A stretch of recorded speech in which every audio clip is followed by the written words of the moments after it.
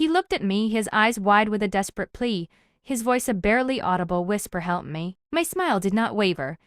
"There are no children, remember?" I replied, each word a carefully placed dagger in the echoing silence of the grand ballroom. The air, moments before filled with the clinking of crystal glasses and the murmur of generous donors, had solidified into a thick, suffocating dread. Every eye in the room, from the socialites in their glittering gowns to the caterers frozen mid-pour, was fixed on us. They had come to celebrate philanthropy, to laud noble cause. But what they were witnessing was a public execution. His downfall, a meticulously planned masterpiece, was finally unfolding, and I, his seemingly supportive wife, was the quiet architect of his ruin. The road to this moment had been long, paved with lies, betrayal, and even traitorous self-avowed, and a deep, simmering rage that had finally found its perfect outlet. The first time I saw Julian, he was holding court at a downtown gallery opening, a glass of champagne in one hand, gesturing emphatically with the other. He spoke of art, of passion, of making a difference in the world. He was charming, charismatic, and devastatingly handsome. With a smile that could disarm a bank vault, I, Eleanor Vance, a quiet gallery assistant then, was instantly captivated. Our courtship was a whirlwind of romantic dinners, spontaneous weekend trips, and deep, meaningful conversations about our shared values. He always spoke of a desire to give back, to make a real impact. I believed him with every fiber of my being. I was an only child, raised by loving but traditional parents who instilled in me a strong sense of integrity and kindness. My life had been predictable, safe, perhaps a little too quiet. Julian, with his grand dreams and boundless energy, felt like the exciting adventure I never knew I craved. When he proposed, 6 months later, on a moonlit beach in Malibu, I cried tears of pure joy. I thought I had found my soulmate, my partner in creating a beautiful, a meaningful life. After we married, Julian's career in finance continued to thrive, but his restless spirit yearned for something more. He started talking about a new venture, something charitable. "Eleanor, darling," he'd say, his eyes alight with a fervor that seemed genuinely pure. "We have so much, and there are so many who have so little. Especially children. Imagine giving a child a chance, a future." He spoke of establishing a foundation, Bright Futures for Young Minds, dedicated to providing educational resources and support to underprivileged children in developing countries. My heart swelled with pride.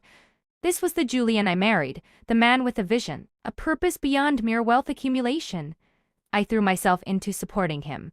I researched nonprofit structures, helped design the foundation's logo, a stylized image of a child reaching for a straw, and even drafted some of the initial outreach materials. My background in art and design, coupled with my meticulous nature, made me the perfect, if uncompensated, assistant. Julian was a masterful fundraiser. His stories of impoverished children, of desperate need, were incredibly compelling. He described the children's eager faces, their hunger for knowledge, their potential waiting to be unlocked. He'd recount anecdotes that tugged at the heartstring, stories he claimed came from field visits or correspondence with our local partners. People opened their wallets, not just with tens of dollars, but with hundreds, thousands, even tens of thousands of dollars. Our living room, usually a sanctuary of quiet evenings, became a hub of activity. Volunteers, mostly wealthy socialites eager to attach their names to a noble cause, flitted in undoubt. Julian, always the charming host, made sure everyone felt valued, important. He hosted elegant cocktail parties, lavish charity dinners, and even a walk for hope where hundreds participated, all raising money for Bright Futures.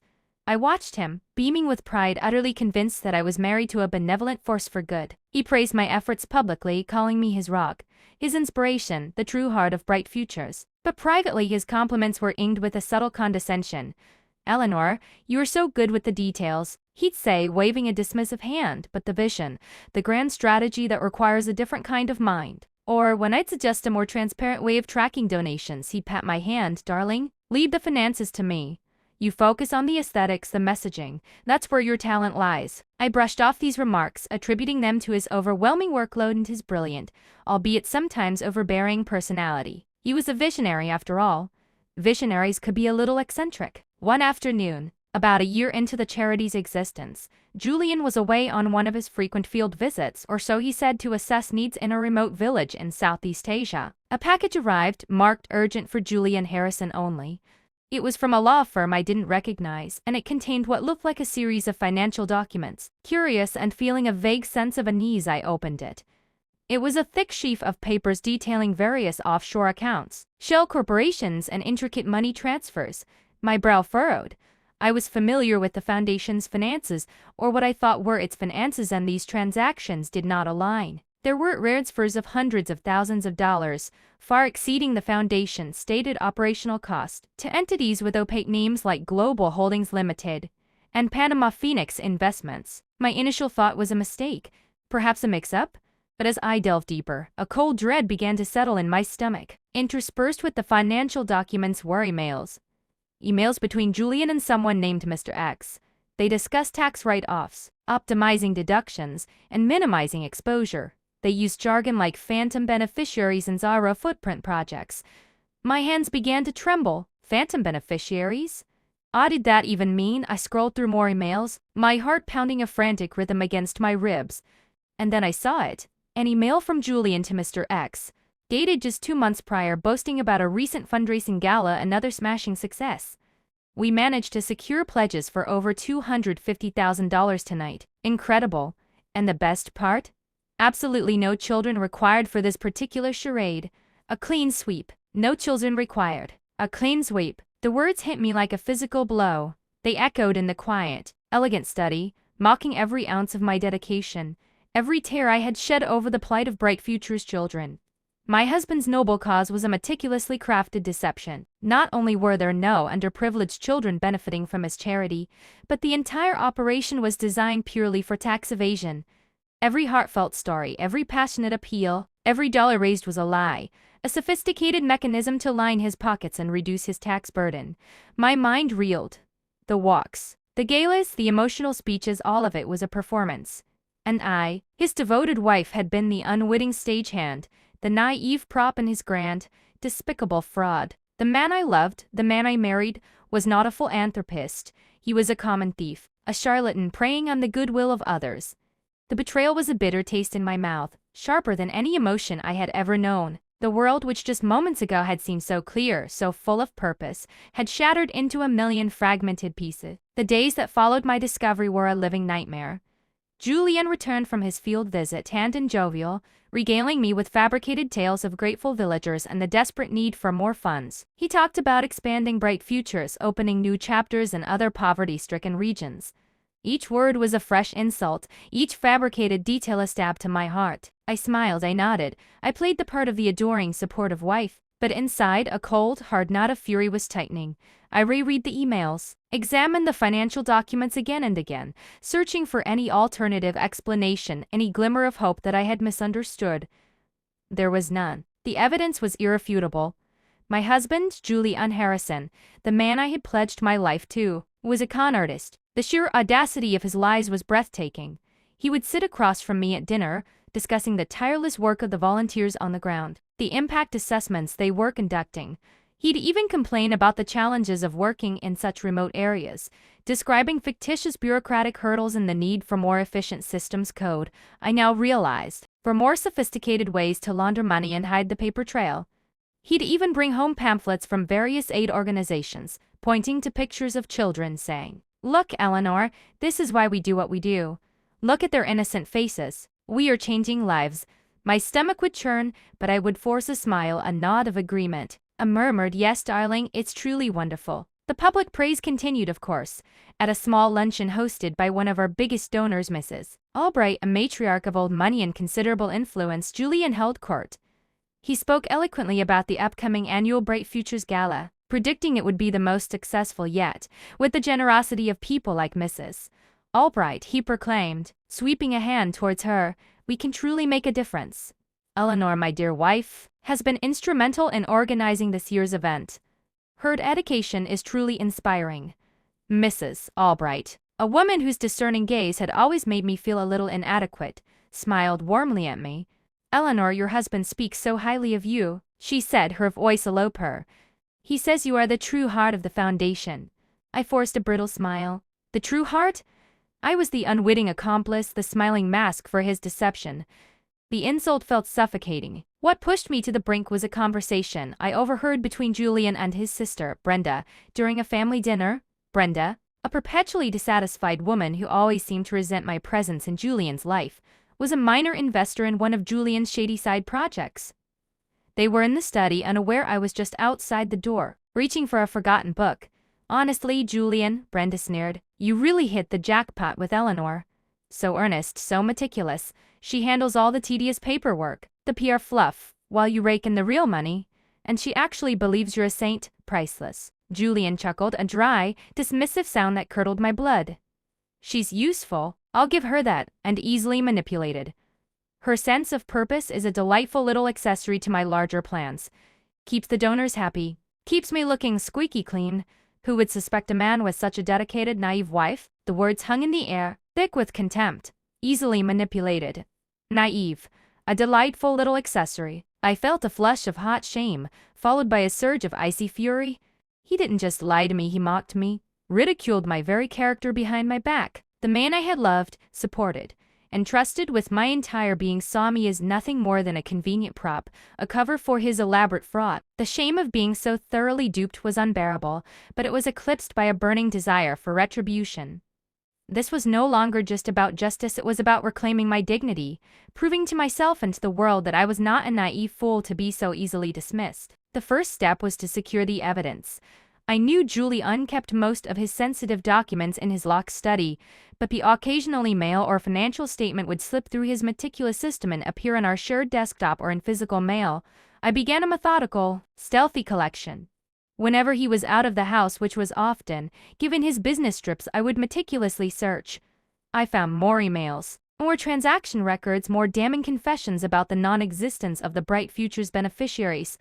I started encrypting and uploading everything to a secure cloud drive, accessible only to me. I knew I needed an undeniable, comprehensive dossier. I also began to research the Internal Revenue Service. Anonymity was paramount. I spent hours online, late at night after Julian was asleep, learning about their whistleblower programs, their methods for investigating tax fraud. I drafted anonymous letters, careful to remove any identifying details, compiling the evidence into a compelling case. I knew the IRS moved slowly, but I was prepared to be patient. My goal was not just to expose Julian, but to ensure his downfall was public, undeniable, and utterly humiliating. He had built his empire on a foundation of lies and public perception. I would demolish it in the same arena. One evening, Julian came home, particularly pleased with himself. "Big news, darling," he announced, pouring himself a celebratory glass of expensive scotch. "I just finalized the deal for the new Bright Futures headquarters, a prime location downtown. It will truly elevate our presence, make us undeniable." He gestured expansively, his face beaming with self-satisfaction. A prime location, I knew. That was being purchased with money siphoned directly from donor funds, disguised as administrative overhead. The audacity, the arrogance was staggering. My smile felt like a mask, stretched taut and brittle over a face of stone. "That's wonderful, Julian," I murmured, my voice betraying none of the venom churning within me. "Truly wonderful." The gala was just weeks away. My internal clock was ticking faster now. The stage was being set. His fall would be magnificent. The closer it got to the gala, the more Julian seemed to glow with self-importance. He was in his element, orchestrating every detail, from the floral arrangements to the keynote speaker. A renowned humanitarian, he had somehow managed to secure through a complex web of favors and false pretenses. He even involved me in more of the public-facing aspects, seemingly trusting me implicitly. He had me reviewing the guest list, drafting thank-you notes for major owners, and even working with the event planners on the venue's decor. Each task he gave me was another opportunity for me to observe his machinations, to gather more silent ammunition. He would say things like, "Eleanor, please ensure the promotional videos show a diverse range of children. We want to emphasize our global reach," completely oblivious to the bitter irony that his global reach extended no further than his own bank accounts. One afternoon, a minor crisis erupted with the gala's catering company.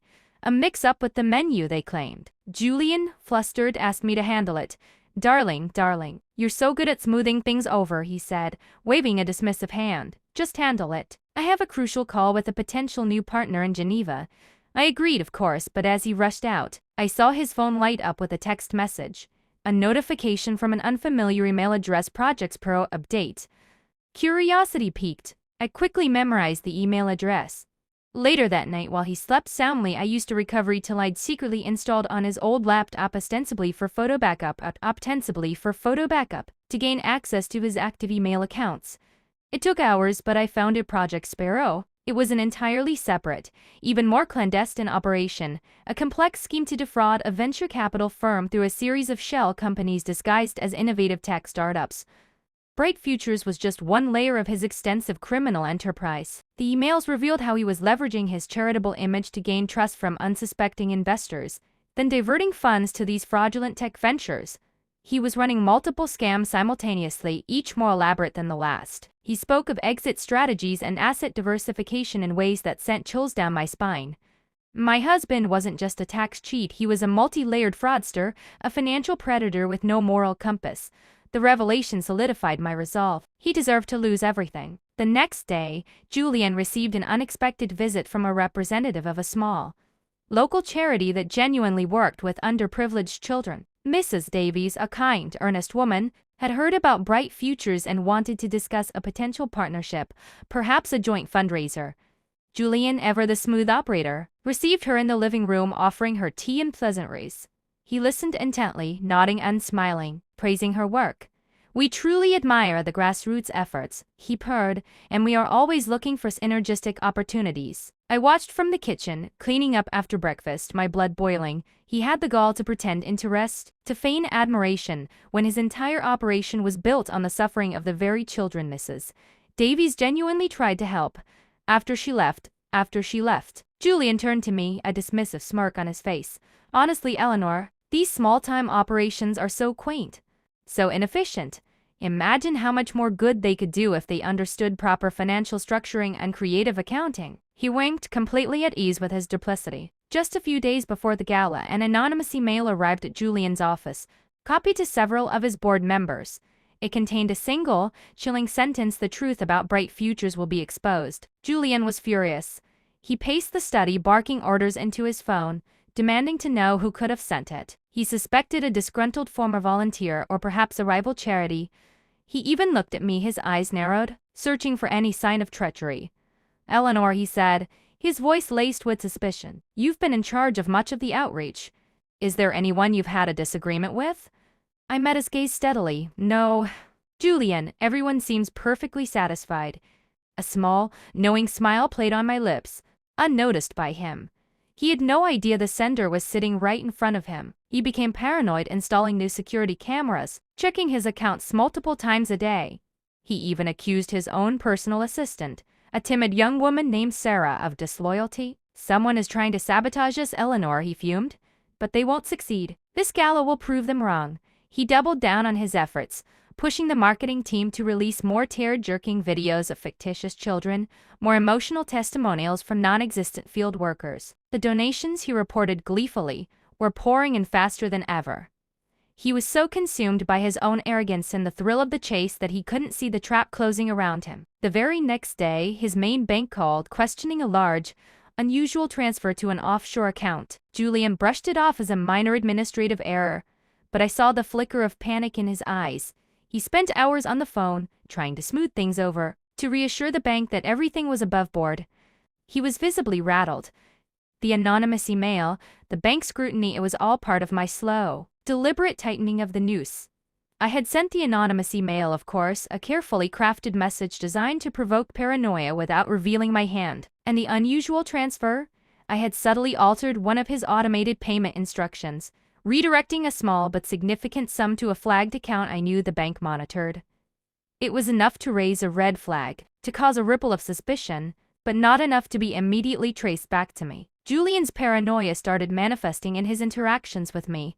He would question my whereabouts, scrutinize my phone usage, and even made a passing comment about loyalty in a strangely pointed tone.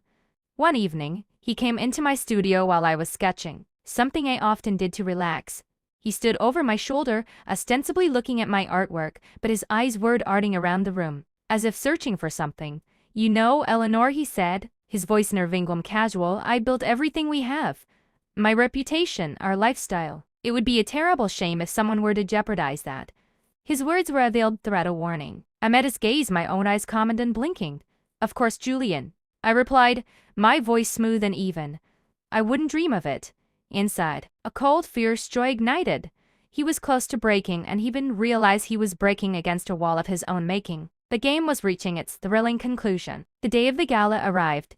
The grand ballroom of the city's most prestigious hotel was transformed into a glittering spectacle. Crystal chandeliers sparkled, silk banners emblazoned with the Bright Futures logo hung from the high ceilings, and the air was thick with the scent of lilies and expensive perfume. Julian, resplendent in a custom-tailored tuxedo, greeted guests with an almost regal air, radiating charm and confidence. He was the undisputed king of this fabricated kingdom, holding court, accepting effusive praise for his humanitarian efforts. He walked around with a portable payment device encouraging last-minute donations, smiling as the amounts flashed across the screen. $10,000, $5,000, $25,000. He expected to collect $250,000 tonight alone. Throughout the evening, he kept me by his side, occasionally putting a possessive hand on my back as he introduced me to various dignitaries and high-net-worth individuals. My beautiful wife, Eleanor, he beamed, the true unsung hero of Bright Futures. Each time, I'd offer a serene smile, a polite nod, playing my role to perfection. My heart felt like a block of ice, utterly detached from the elaborate charade unfolding around me. I felt no nervousness, only a profound sense of calm anticipation. The fuse had been lit, the stage was set, and the grand finale was imminent. At one point, Julian pulled me aside, his voice dropping to a conspiratorial whisper. "Eleanor, darling, there's a small issue with you and even type yourself out as a voice actor. Projections for our next quarter. Some of the anticipated funds are delayed." He hesitated, clearly struggling with how much to reveal. "I need you to work your magic, my dear. Perhaps discreetly suggest to Mrs. Albright that a significant, immediate contribution could unlock some crucial matching funds." He was desperate, trying to squeeze every last drop from his unwitting benefactors. My stomach churned, but I maintained my composure. "Of course, Julian," I said, my voice sweet as honey. "I'll see what I can do." I had no intention of doing anything of the sort, other than watching his carefully constructed house of cards collapse. Later, as the evening progressed and the main presentations began, Julian ascended the stage. He held the microphone with practiced ease, his voice resonating with an almost hypnotic sincerity. He spoke of his personal journey, of the epiphany that led him to establish Bright Futures. He projected images onto a large screen, stock photos of smiling, diverse children interspersed with graphs showing impact metrics and projected growth. The audience was captivated, tears welling in many eyes, hands reaching for their checkbooks. He even choked up slightly as he recounted a particularly poignant and entirely fictional anecdote about a child whose life he had supposedly transformed. He was a master manipulator, a virtuoso of deceit. As he spoke, my mind drifted back to the quiet nights I had spent, hunched over my laptop, meticulously compiling the evidence. The anonymous tips to the IRS, carefully spaced out over months, each one adding another layer to the indictment. The coded messages I had left in public forums, disguised as tech support queries, hinting at the complexity of his offshore network. The discreet conversations I had had with a private investigator I hired, paid for with my own separate savings to verify some of the more obscure details of Julian's Project Sparrow connections. I had wanted no stone unturned, no avenue unexplored. My revenge would be thorough. After his impassioned speech, the applause was deafening. Julian descended the stage, bathed in the adulation of the crowd. Several owners rushed forward to congratulate him, pressing checks into his hands. He was triumphant. He found me in the crowd, his eyes shining with exhilaration. "Eleanor," he whispered, pulling me close, "we did it. We truly outdid ourselves. Tonight, we secured our future." His words, meant to be a declaration of shared success, twisted in my gut. He meant his future, built on the wreckage of countless lies. I merely smiled, a Mona Lisa smile that gave nothing away. Then he felt a tap on his shoulder. It was Mrs. Albright. It was Mrs. Her expression suddenly grave. "Julian," she said, her voice unusually firm, "there are some gentlemen who wish to speak with you. They've just arrived." Julian turned, a polite, curious smile on his face, and then he saw them. 2 men in dark suits, their faces unreadable, standing just behind Mrs. Albright. One held a leather portfolio, the other, a small, laminated badge. "Mr. Julian Harrison?" the first man asked, his voice calm, but with an underlying steel that cut through the festive hum of the ballroom. "Special Agent Miller, Internal Revenue Service. We have a warrant for your arrest and a search warrant for the premises of Bright Futures for Young Minds, operating out of this establishment." The words, though delivered quietly, seemed to echo through the ballroom, amplified by the sudden, stunned silence that fell over the hundreds of guests. The clinking of crystal glasses ceased. The murmur of conversation died. Every eye in the room, a moments before fixed on Julian in admiration, now stared in disbelief. Julian's face moments before beaming with triumph. When ashen, his jaw dropped and his eyes wide with sudden, sickening realization darted around the room, desperately searching for an escape. He saw me. Standing beside him, I smile unchanging, my gaze unwavering. "Eleanor?" he whispered, his voice a raw, desperate plea, barely audible above the sudden, shocked gasps of the crowd. His eyes, full of terror, locked onto mine, begging for an explanation, for a solution, for salvation. "Help me." I leaned in, my voice a soft, almost tender whisper, yet clear enough for him to hear, for the two agents to possibly catch. "There are no children, remember?" The words, "There are no children, remember?" landed like a death knell in the stunned silence of the grand ballroom. Julian's face, already pale, drained of all color, his eyes, fixed on mine, flickered from terror to an awning, horrific comprehension. He saw it then, the complete and utter betrayal from the one person he thought he had utterly controlled. The guests, initially confused, began to murmur, their whispers growing in volume as the gravity of the situation became terrifyingly clear. Someone gasped. Another shrieked. A collective wave of horror and outrage swept through the crowd. Special Agent Miller, unflappable, stepped forward. "Mr. Harrison, we advise you to cooperate. You are under arrest for multiple counts of tax fraud, wire fraud, and conspiracy to commit fraud. You have the right to remain silent. Anything you say and will be used against you in a court of law." His voice, calm and methodical, laid out the charges, each word a hammer blow against Julian's crumbling facade. As the agent continued, Julian's eyes remained locked on mine, a silent scream of disbelief and fury. He couldn't speak, couldn't move. He was paralyzed by the shock of it, the public spectacle of his downfall orchestrated by his own wife. Suddenly, a woman in a shimmering gown, a prominent donor who had just handed Julian a check for $25,000, shrieked, "No children? What does that mean? My God, the poor children!" Another man, red-faced with anger, bellowed, "This is a scam, all of it." The murmurs swelled into a roar of outrage. People started tearing down the Bright Futures banners, ripping apart the promotional materials, their faces contorted with disgust. The charity, once a beacon of hope, instantly became a symbol of deceit. The catering staff, frozen for a moment, began to move, some discreetly turning off the lights, others ushering shocked guests towards the exits. But many remained, their eyes glued to the unfolding drama, unable to tear themselves away from the spectacular implosion of Julian Harrison. As the agents moved to cuff him, Julian finally found his voice, a raw, guttural whisper aimed solely at me. You did this. You snake." I just smiled. "You taught me well, Julian," I replied, my voice calm, almost serene. "You underestimated me. You thought I was a naive accessory. But I learned from the best." He struggled as the agent supplied the handcuffs, still glaring at me. "I'll get you for this, Eleanor. You'll regret this," he hissed, his face contorted with rage. Agent Miller interjected, "Mr. Harrison, your threats are duly noted. Let's go." As they led him away, Julian stumbled, his eyes desperately searching for any familiar face among the horrified crowd, but finding none.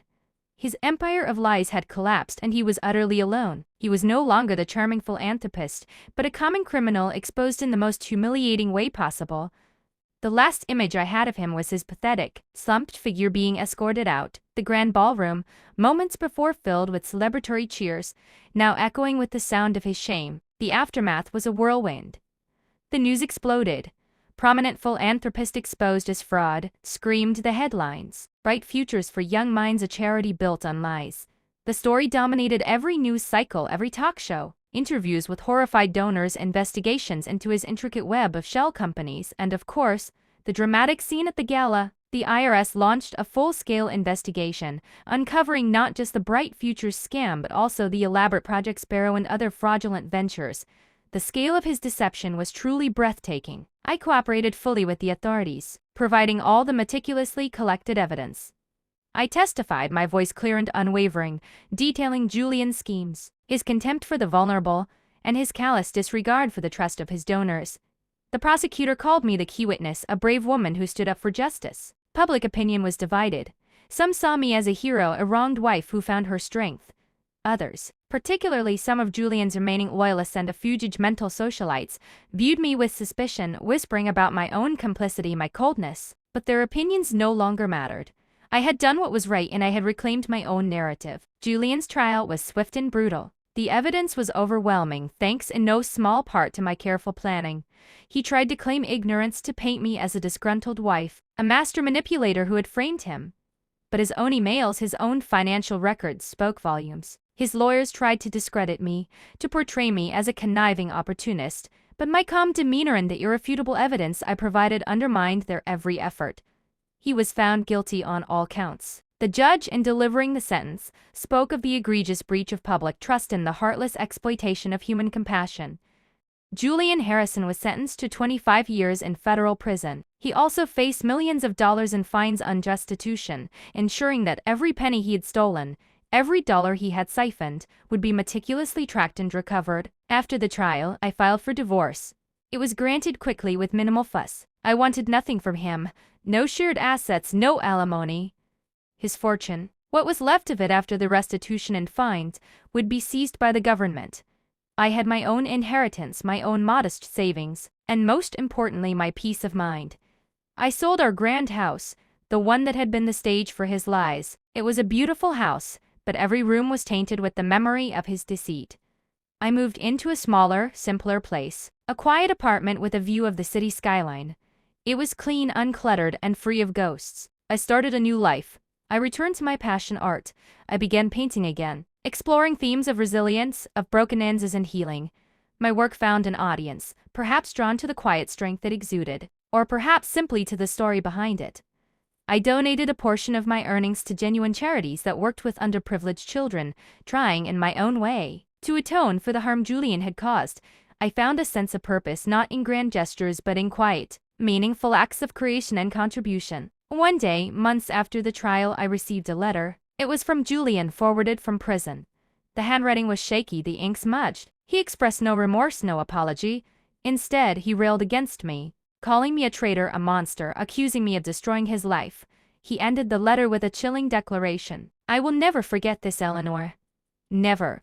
I read the letter, my expression unmoving.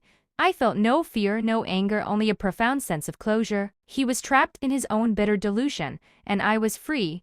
I folded the letter neatly and placed it in a small wooden box, alongside the newspaper clippings, the court transcripts, and a single faded photo of Julian on our wedding day. It was a reminder, a trophy of my liberation. There were no children, indeed, and there was no more Julian Harrison in my life. I had burned the bridge, and I was finally truly free.